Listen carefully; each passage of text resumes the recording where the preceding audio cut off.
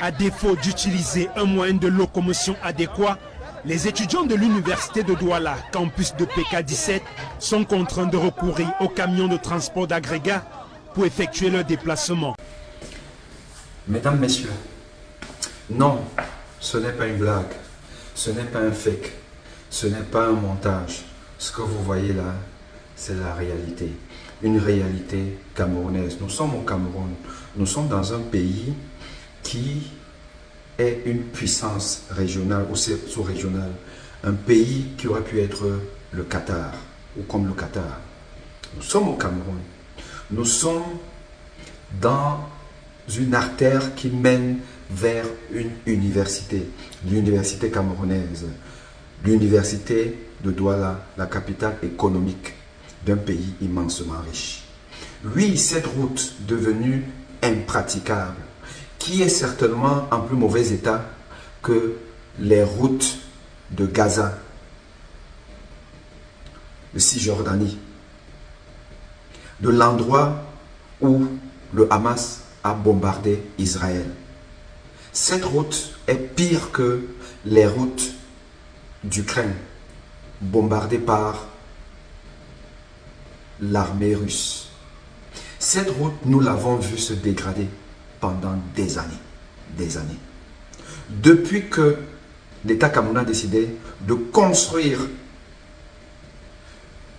une université, des campus universitaires dans cette zone de PK17, depuis ce temps où des budgets ont certainement été votés pour faire de cette zone, de cette banlieue de la ville économique, la capitale économique du Cameroun. Depuis lors, Dieu sait le nombre de milliards engloutis dans une route qui n'a finalement jamais fini d'être construite. Jamais. Et aujourd'hui, elle devient impraticable. Alors, vous comprenez et vous pouvez comprendre mon cri de gueule. Un cri de gueule qui a été mal interprété par les étudiants de ma faculté. Car effectivement, je me suis peut-être mal exprimé en donnant l'impression que le tort revenait exclusivement aux étudiants qui pratiquaient l'école buissonnière. C'est 80% qui ne venaient pas à l'école. Non. Donc les étudiants de la faculté de médecine de Douala font l'école buissonnière. Il faut que vous le sachiez. Les gens qui vous soignent là, beaucoup font l'école buissonnière. Je suis conscient de ce que la responsabilité, elle est partagée. Elle est partagée par plus d'une personne, plus d'un acteur. Et donc, les chefs d'établissement, le doyen de la faculté, le recteur de l'université, et non les enseignants. Mais j'ai envie de vous dire que même les enseignants souffrent le martyre pour arriver dans cette faculté.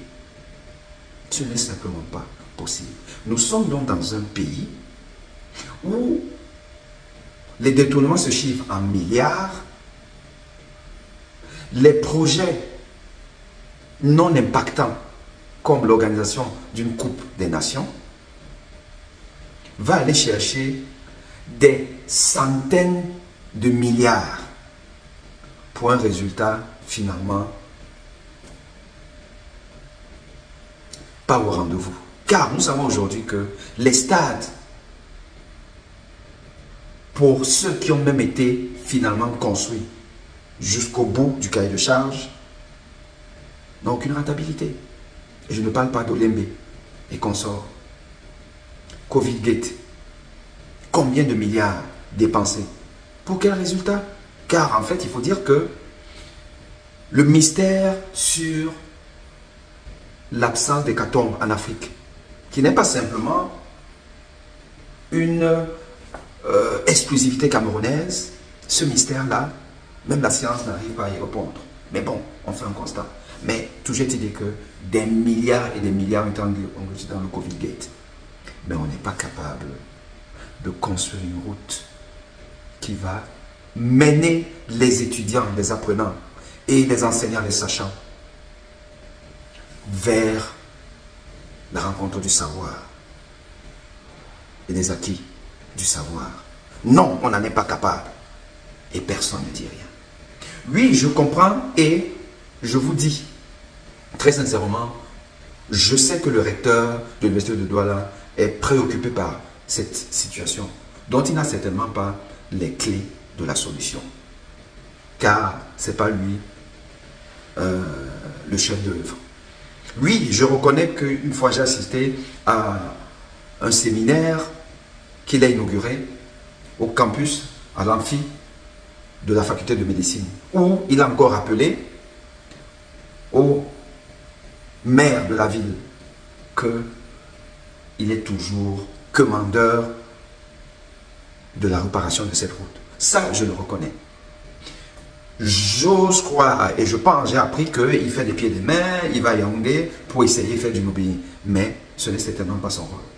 Mais j'ai envie de dire que le jour où on va arriver dans notre beau pays, le jour où les responsables de ce pays arriveront à savoir dire non à l'inadmissible, non à l'impossible, parce que c'est impossible d'imaginer qu'un pays comme le Cameroun puisse avoir des routes dans cet état. Et quelle route? Celle qui conduit au savoir, celle qui conduit vers la maîtrise de l'art de soigner un peuple, la faculté de médecine.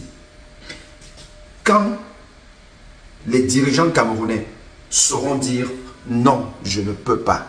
Ces deux étudiantes au campus 1 de l'université de Douala cherchent un coin pour se soulager. En l'absence des toilettes, le mur de ce gymnase est le dépotoir de la merde. On le fait juste en plein air, comme vous voyez là. Et c'est vrai que des fois, il y a les toilettes dans le gymnase de l'université de Douala, mais c'est généralement réservé pour les visites médicales. Donc la plupart du temps, c'est fermé. Même pour un coup de pipi, votre nudité n'échappe pas au regard indiscret et l'odeur fait suffoquer. C'est vraiment compliqué. C'est vraiment très compliqué. C'est bizarre en fait de se sentir dans ce genre de cadre en fait. Ça donne les nausées généralement. Certains étudiants, poussés par le besoin pressant, errent loin du campus, espérant que la porte d'une latrine leur soit ouverte. À l'ESSEC, les étudiants désertent les toilettes car l'entretien est quasi inexistant. Nous avons quand même des toilettes, mais les toilettes ne sont pas utilisables. Je pense que nous les étudiants, on utilise mal les toilettes, c'est pourquoi. À cause des selles, urines et poubelles, les étudiants ont baptisé cet espace le mur de la merde. Les responsables de l'université de Douala n'ont pas souhaité commenter la situation. Et qui commenceront à démissionner. Le Cameroun va changer. Le Cameroun va changer. Et je puisse vous dire, peuple camerounais, que si moi, Aimé Mouni, j'étais à la place du recteur de l'université de Douala, j'aurais démissionné. J'aurais démissionné. Vous ne pouvez pas être patron chancelier d'une université et vivre ce genre d'affront, ce genre d'insultes, ce genre d'infamie. Et oui, vous faites des déclarations, oui, vous faites peut-être un petit lobbying, mais puisque ça ne marche pas depuis tant d'années, vous démissionnez. Vous démissionnez. Quel signal ça ferait aux autorités de ce pays qu'on ne peut pas laisser le Cameroun dans cet état? On ne peut pas laisser le Cameroun dans cet état. Et on comprend, en partie, en grande partie, pourquoi les étudiants sont absents. Comment ils vont faire? Ou aujourd'hui, ils sont obligés de dépenser qui 500, qui 700 euros. Ah, autant pour moi. Francs CFA. Derrière des motos. Avec le risque d'ailleurs de tomber dans ces cratères. Et l'argent, des milliards, ont été engloutis. Non, nous ne sommes plus dans un pays qui est gouverné comme il se doit. Et les gens doivent apprendre à démissionner. Monsieur le recteur de l'université de Douala, ce reportage qu'on a vu, qui est devenu viral, vous ne pouvez pas. Je me demande même comment vous faites quand vous allez dans vos rencontres internationales avec vos collègues des autres universités africaines. J'ai par exemple été à l'université du Ghana, l'université du Ghana, à Accra.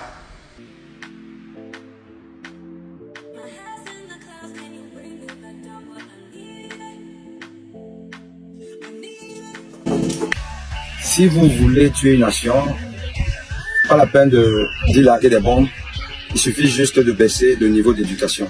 Le niveau d'éducation est corrélé à la qualité de l'enseignement qu'on produit. Et l'enseignement, le creuset, le carrefour de l'enseignement, c'est l'université. Et ici, là, je suis à l'université du Ghana, University of Ghana. Et comme vous l'avez vu et vous verrez dans cette vidéo que je vous présente, nous sommes dans une ville dans la ville. 13 000 km à peu près, 25 000 ou plus d'étudiants, des étudiants qui viennent de partout. J'ai été à l'University of Kigali, à Boutaré. Bon Dieu, bon Dieu. Cameroun, ce n'est pas possible. Ce n'est pas possible. Voilà. À très bientôt.